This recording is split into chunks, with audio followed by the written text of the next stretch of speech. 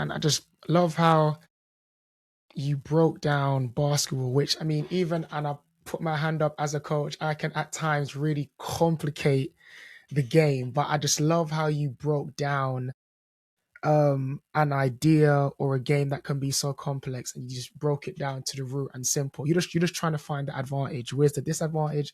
Where's the advantage? So when you look at, because I feel like basketball IQ, you hear it a lot, especially now. Like, oh, like that player, Diana Taurasi, Sue Bird, Skylar Diggins, they Yeah. have great Yeah. basketball IQ. The Luka Doncic, the LeBron.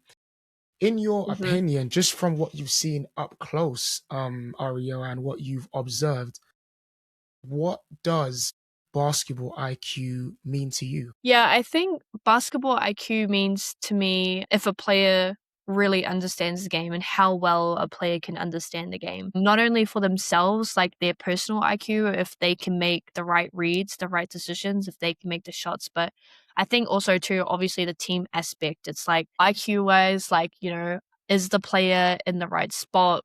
Are they, adapting and like being coachable to what the coach is saying? And are they executing what the coach wants from them on the court and when it comes to live play.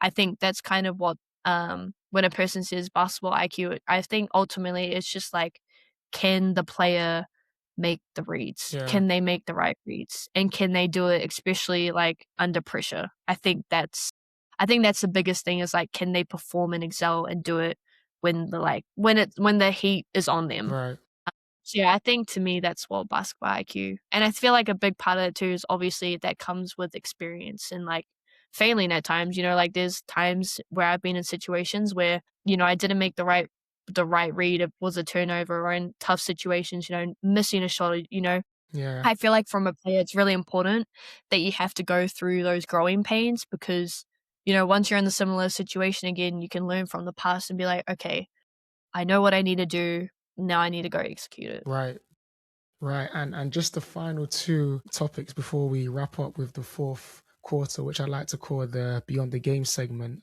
You touched upon it earlier, just with regards to recovery being so important. I feel like, I mean, I would agree for myself. I feel like that's a underestimated skill that is slept on a lot for young athletes. So where you're at now, what daily habits should young guards start building now for long-term growth and just longevity?